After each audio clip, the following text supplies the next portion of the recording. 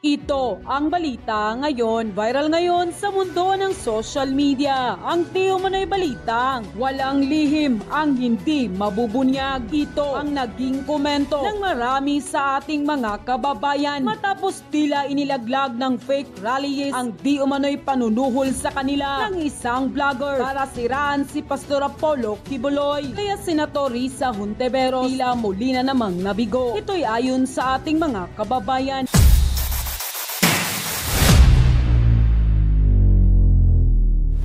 At ito na nga mga kababayan, sa naging huling pagdinig ng Senado sa religious leader ng Kingdom of Jesus Christ na si Pastor Apollo Kibuloy ay bigo itong mapasight in contempt matapos muling hindi sumipot sa pagdinig ng Senado. Kaya Senator Risa Hontiveros muling nagpalabas ng mga bagong testigo na dating miyembro ng Kingdom of Jesus Christ na ayon sa kanila may kuta umano ang pagririmit ng pera sa Kingdom of Jesus Christ at may nangyayari di umanong peking pagpapakasal sa mga ipinapadalang miyembro sa Canada. Gayon pa man, no show pa rin si Pastor Apollo Kibuloy. Ang naging resulta, on hold naman ang nasabing sabpina kay Pastor Apollo Kibuloy dahil hinarang ito ni Senator Robin Padilla at Senator Risa Hontiveros kung mapaaresto si Pastor Apollo Kibuloy. At sa araw na iyon, sa isang viral na video, tila umami ng kusa ang isang lalaki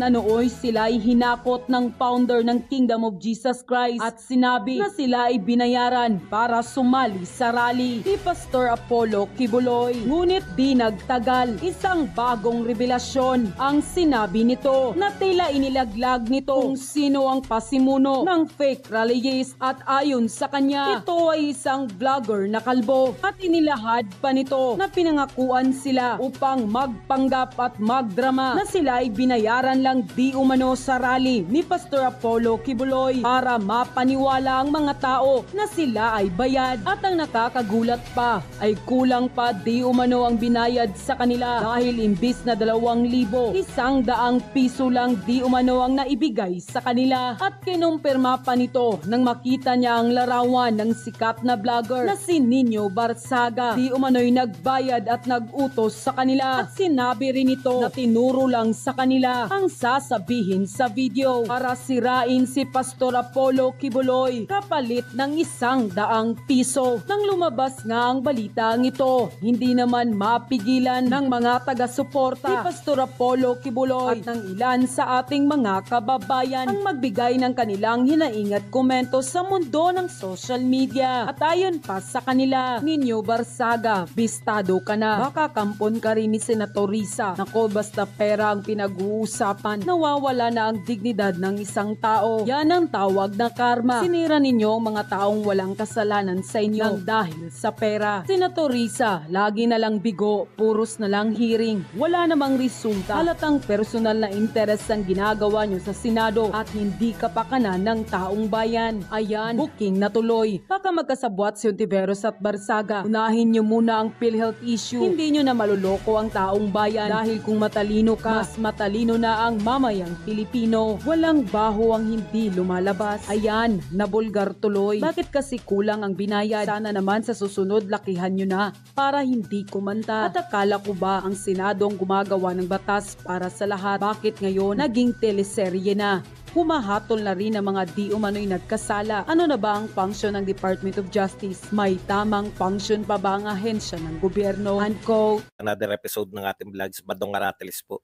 Pag-uusapan natin ngayon, ito po, no, nagkantahan na po ang mga nabayaran di umano ni Nino, no? Dalawa po yung nakita natin in-interview dito sa SMNI. Si Nino pala yung nagbayad sa kanila, hindi yung kabaliktaran, no? Okay, pag-usapan din po natin, ito pong si Senator Amy ay nagpahayag na po na susuportahan niya si Senator Robin Hood Padilla para labanan po yung contempt laban dito kay Pastor Apollo Kibuloy. Dahil po dyan, siyempre, ano po yung mangyayari sa Senado, yun nga po yung actually kagagawan to lahat ni Risa Hontiveros, no, kung sakali mamagkahiyaan sila mga senador, dahil po yan sa tingin natin na pagka-grandstanding gustong magpasikat nito ni Risa Hontiveros. No, ito po, ini-interview na po yung mga may katamaran din at saka talagang alam niyo po 'yun, gagawa rin lang ng kalokohan. Mismo kita niyo ang dali pong matukoy. Yung dalawa pong in-interview niya na napanood ko, dalawang interview. Yung isa ganito katwiran niya kaya siya kumanta. Kaya siya nagpahayag kasi pinagagalitan siya ng pamilya niya. No, bakit sikat na sikat ka? Ah, sumikat sila dahil doon nga sa kinalat eh. Hindi naman daw nila akalain yun. Actually, alam nilang mali yung ginagawa nila kasi nagsisinungaling sila, tinuruan sila, di ba? Yung kung sa taga saan sila. Tapos, dapat malayo para siguro yung hinakot pa sila, parang ganun yung dating sa tao, eh, di ba? Kaya lang, una, wala talagang ano no, magtatanim rin lang ng mga peking rallyista doon pa mismo sa mga tambay. Marami po kasing tambay dyan, bandar yan sa Liwasang Bonifacio. Sa mga hindi po nakakaalam kung saan yung Liwasang Bonifacio, alam nyo po yung post office, yung main post office, yung nasunog. Yun po, yung meron pong bantayog doon si Bonifacio. Yun po ang tinatawag na Liwasang Bonifacio, no? Doon po kasi pwede ka mag-rally doon. Hindi mo kinakailangan ng permit, no? Doon sa Liwasang Bonifacio na yun. Marami pong tambay doon. Alam nyo naman kung saan may bantayog si Bonifacio, talagang ano yan eh, talagang merong mga nakatambay na masang ano yan eh. Nakakaya talaga kasi ewan ko lang kung kaya sunog po pati yung mga vlogger na napaniwala nito ninyo. Kaya ano no, matagal na natin, 'di ba? Hindi pa lumalabas 'yan, wala pa yung issue ng yan yung mga kailan lang naman nag-rally, noong Lunes lang. Kinakantsawan na natin 'yan, yung mga tambi vloggers, 'di ba? Sabi nga natin, ang galing naman ni Ninyo, no? Siya na yung ngayon yung nyo po dito po makikita kung anong uri ng mga vlogger meron eh. Kasi hindi po lahat ng porket pareho kayo na nilalabanan, lahat na dapat meron din kayong sense nung ano no, yung dinidiscriminate nyo naman kung very obvious naman yung mga sinasabi ni ninyo. Biruin mo yung nagde-deliver siya ng doon pa lang eh. Tawa na ako ng tawa eh. Ang daming gumamit no nung nagde-deliver ng chiching sa Malacanang. Sabi ko, paano mangyayari yun? Tapos nasundan pa yan ng may karelasyon daw si BP Sara. Anak ng tinapay naman. Walang katotoran eh. Sabay eto. Nakita ko po yung pagkakaiba eh. Yan po mga miyembro. Kaya lika ko yung ganung mukha, yung present ninyo. Thank you very much muna kay Kuya Kut. 25 pesos na pangkape. Kaya kako, imposible yung ganyang itsura. Alam mo talagang tambay lang sila. Yung isa naman, yung kaso ng isa, yun talaga nagtapat. Yung isa kasi, kaya gusto niyang magsalita ngayon, gusto niyang linisin yung pangalan niya dahil pinagagalitan siya ng pamilya. Sabi siguro ng pamilya, puta, ano ba yung pinagagawa mo? Kalat na yung itsura mo. Ngayon, hiyang-hiya siya ngayon. Connecta pa naman. Panoorin niyo na lang uli ng replay. Tuloy-tuloy na pag-replay. Siguro si Ninyo, talagang mahina rin eh. Biruin mo, doon nagrarally. Ang rally po ngayon, parang araw-araw na rally nila dyan sa Liwasang Bonifacio. Nakatambay lang doon yung mga tao, di ba? Makikita mo naman eh, silang-sila mismo eh. Sinabi po nung isa, binayaran daw sila ni Ninyo na 100. Pareho eh. Binayaran na 100. Ano kaya sasagot ni Ninyo? Ano kaya isasagot? Ano kayo, no? Kuryente. Sa bagay, wala namang kuryente dyan sa mga tao na yan.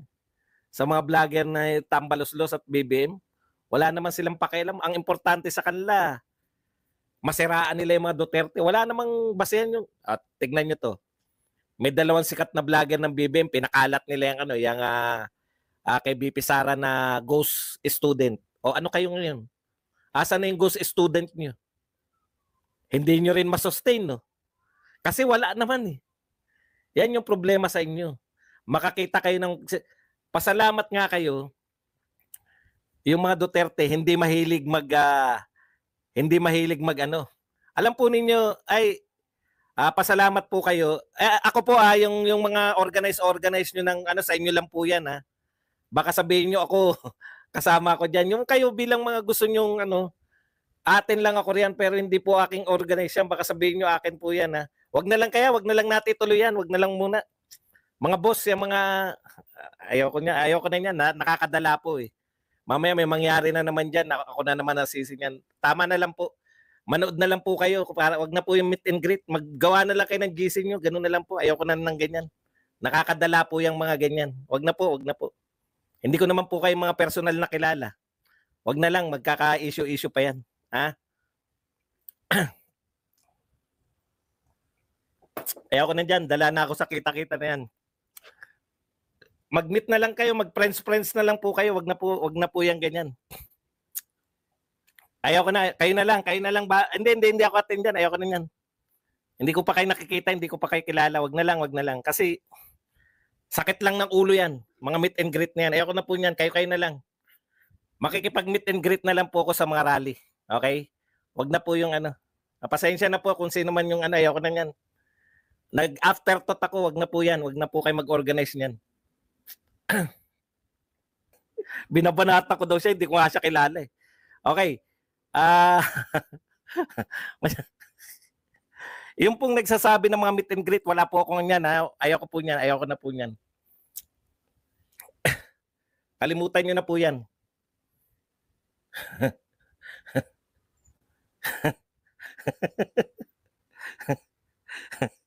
Okay, balik na po tayo. Si Ninyo, yung mga followers po ni Ninyo, ito po ang problema ninyo. Sa mga followers po ni Ninyo, kumanta na. Kumanta na tong mga, kita nyo, hindi ko siya kilala, akyat dito na binabanatan ko daw siya. Alam nyo, mga nauuto kayo ng mga nagsusulsul sa inyo. Kung sino man yung nagsusulsul sa inyo. Wala akong pinapatulan sa inyo. Hindi ko nga binabanggit yung mga kilala ko eh.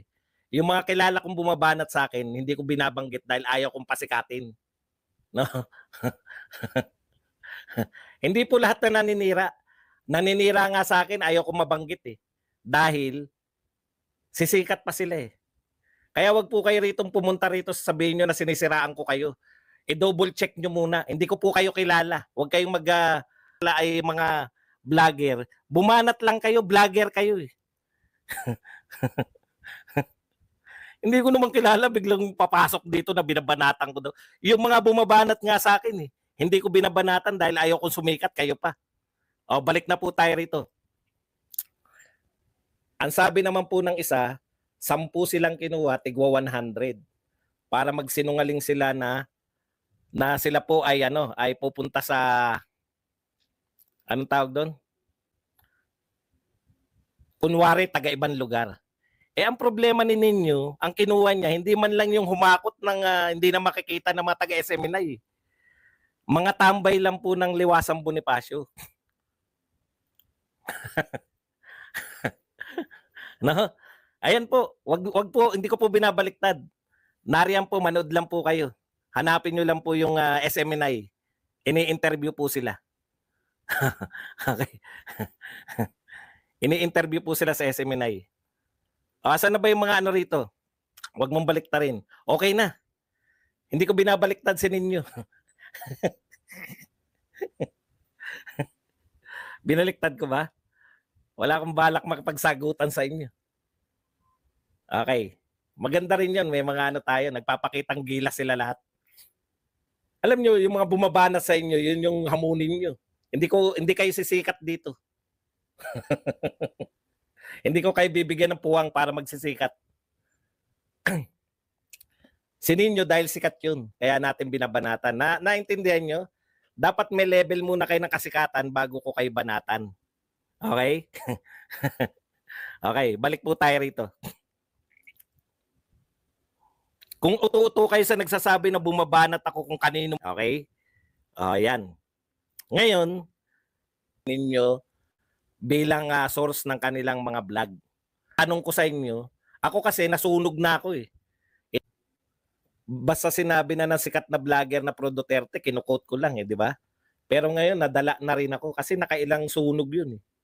Nakailang parang ang inisip ko, baka pinipidan to ng ng mga kalaban. Pinipidan siya ng mga ideya. Tapos, yung pagpipid sa kanya ng mga ideya, akala niya, galing sa reliable source.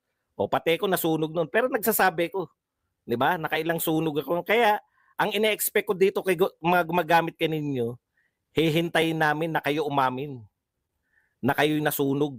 Kayo ay ah, aaminin nyo. Kasi kung hindi nyo aaminin, papalipasin nyo lang. Wala nang maubusan ng tiwala yung mga ano sa inyo, yung mga viewers ninyo. Yun yung gusto natin sabihin.